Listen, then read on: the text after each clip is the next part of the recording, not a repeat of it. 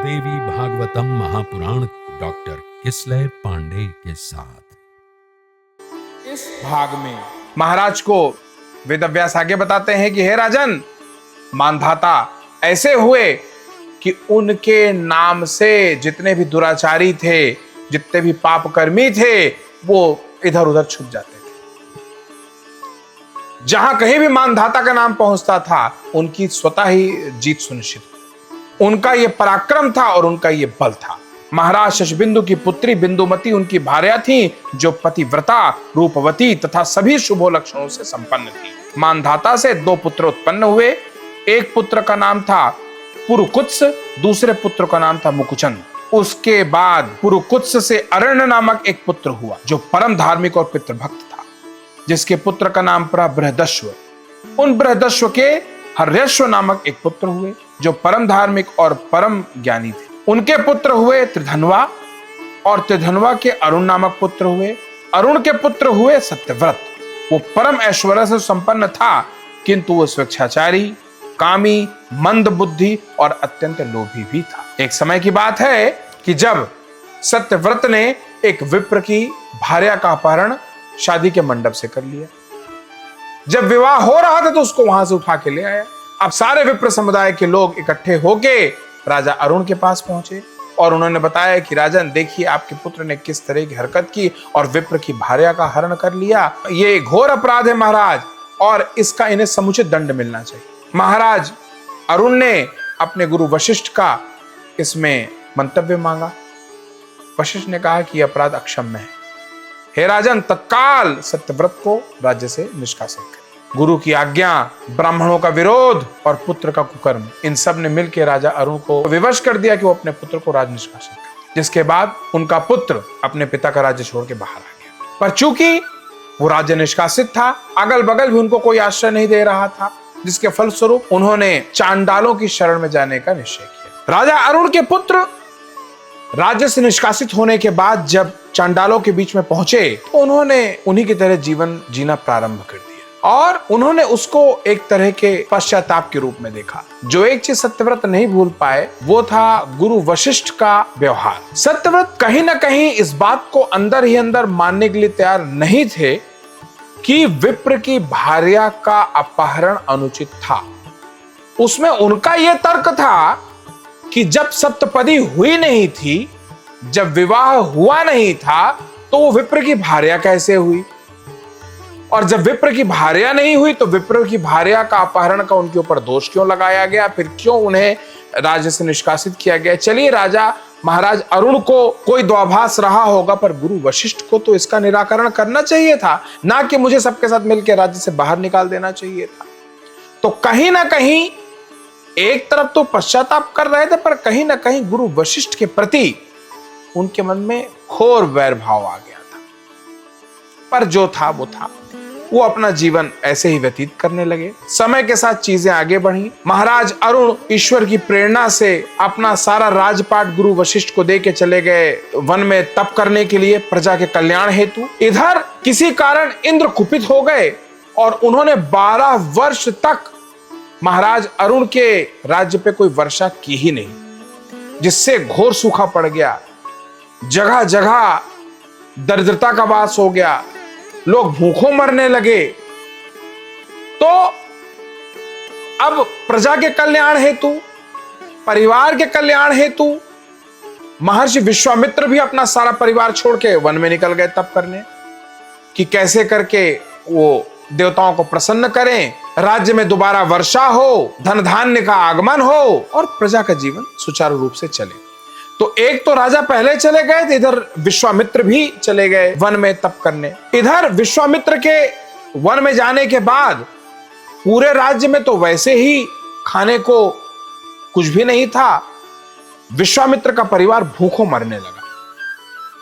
उनकी पत्नी की यह स्थिति हो गई कि ना खुद ना बच्चों को खिलाने के लिए एक दाना घर में रह गया। कई दिन तक उन्हें भूखे पेट सोना पड़ा, अपने छोटे छोटे बच्चों को भी भूखा सिलाना पड़ा। जब इस तरह समय का कड़ा प्रहार विश्वामित्र की पत्नी पे, उनके बच्चों पे हुआ, तो उनकी पत्नी ने निश्चय किया कि आज मैं अपने एक पुत्र को किसी धनिक को बेच दूंगी और उससे जो पैसा आएगा उससे अपने बाकी बच्चों का भरण पोषण कर लूंगी, जिससे यह होगा कि बेचे जाने के बाद मेरा पुत्र भूखों नहीं मरेगा और बाकी लोग भी जीवित बच जाएंगे।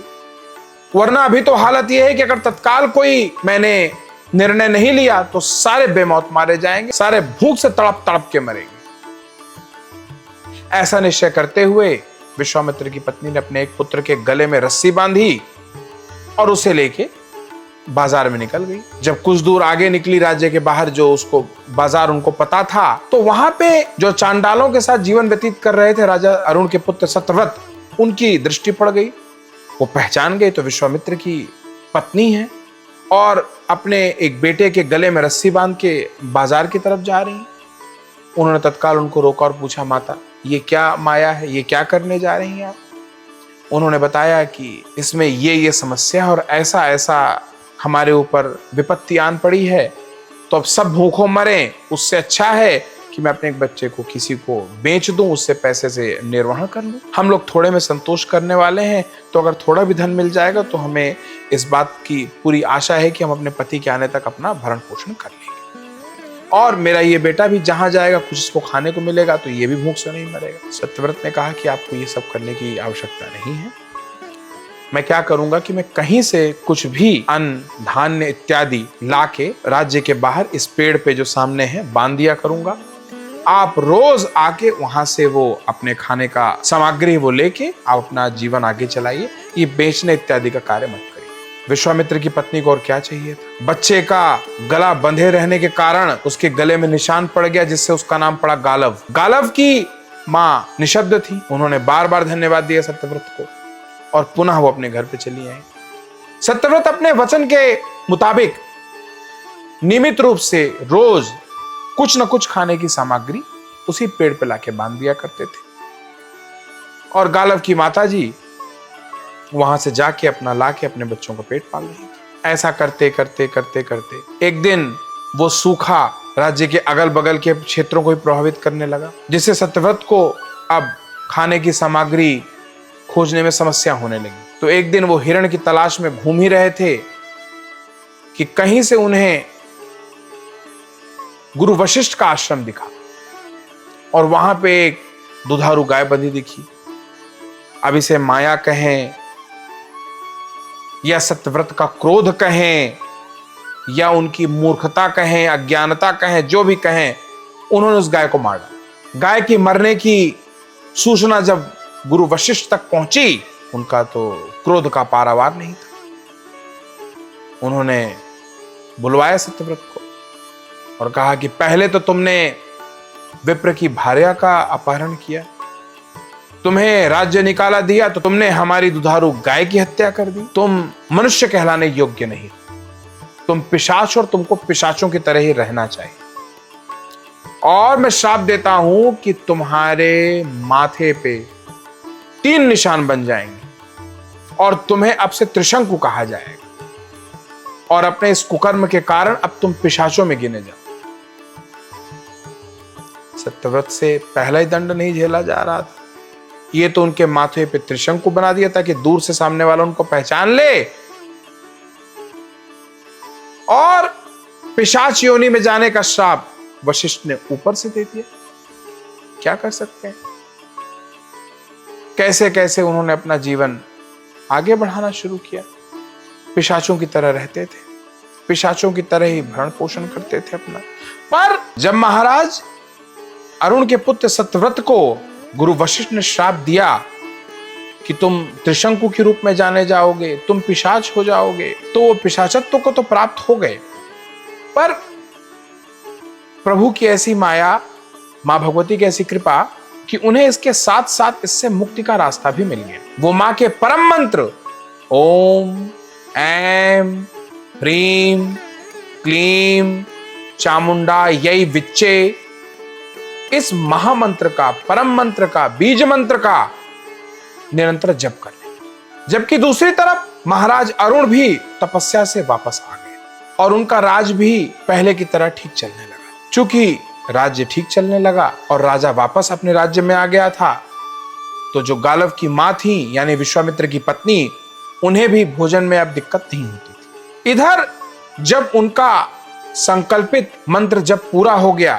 तो उन्होंने जो वहां पे विप्रगण थे उनसे ये प्रार्थना की कि मेरा अब आप यज्ञ करवा दीजिए, क्योंकि मेरा संकल्प बीज मंत्र के प्रति पूरा हो गया। उन्होंने कहा कि सत्यव्रत अभी आप पिशाच रूप में हैं और वशिष्ठ के श्राप के चलते आपका अधिकार वेदों से, पुराणों से, मंत्रों से पूरी तरीके से चला गया है, तो आपके लिए किसी भी प्रकार का यज्ञ हम नहीं करेंगे।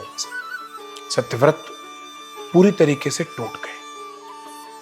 उन्होंने अपने लिए एक चिता सजाई, उसमें अग्नि प्रज्वलित की और मां का ध्यान करके वो उसमें कूद ही रहे थे कि सामने परम्बा स्वयं प्रकट। और उन्होंने सत्यव्रत को बताया कि आपने जो ये कठिन तप किया, इससे आपका पश्चाताप पूरा होता है और आपने मेरे परम मंत्र का, मेरे बीज मंत्र का जो जप किया है, उससे आपने जो पुण्य अर्जित किया, उससे आपको पुनः यश, कीर्ति, गौरव सब कुछ पुनः मिलेगा। अब आप शांति से धैर्य धारण करें। महाराज अरुण स्वयं ही अभी आपको मेरी माया से बुलाएंगे और स्वयं ही आपका राज तिलक करेंगे और आपका जीवन यथावत होगा। सत्यव्रत को और क्या चाहिए था? इतने अपमान, इतने तिरस्कार, इतने अपयश के बाद स्वयं पराम्बा मां भगवती उनके समक्ष प्रकट हो गई हैं और उनको जो उन्होंने कल्पना भी नहीं की थी वो सब अनायास ही दे दिए। इसके बाद मां भगवती अंतर्ध्यान हो गई। मां की माया ऐसी कि राजा अरुण इस चिंतन में निमग्न थे कि मेरा समय आ रहा है अब जाने का, अब इस राजपाट का किसको अधिकार, कौन चलाएगा ये राजपाट। उन्होंने सारे जो गणमान्य उनके मंत्रीगण थे उन सबसे चर्चा की, वशिष्ठ गुरु से चर्चा की। गुरु वशिष्ठ ने बस सभी गणमान्य मंत्रीगण ने माया की माया से मोहित होके महाराज अरुण को ये राय दी कि अब आप सत्यव्रत को वापस बुला लीजिए। उनका पश्चाताप भी हो गया है और उनका जो पिछले कुछ वर्षों में व्यवहार देखा गया है वो जन कल्याण की भावना से ओतप्रोत है और अब वो सर्वोत्तम रहेंगे इस पद के। राजा अरुण तत्काल अपने मंत्रियों को भेजते हैं और वो ससम्मान सत्यव्रत को राज्य में वापस लाते हैं। मां भगवती का दर्शन करते ही तो सत्यव्रत का जो भी पिशाचत्व था, उनका चंडालीकरण था या उनका जो भी उनकी कुरूपता थी, वो सब जाती रही। सुगंधित शरीर, दैदीप्यमान ओजवान उनका व्यक्तित्व वापस मिल गया। पोर पोर उनके सुगंधित हो रहे थे और वो पूरे सम्मान के साथ, पूरे ठाट बाट के साथ अपने राज्य को वापस आ गए। तो फिर प्रेम से बोलिए जय माता की।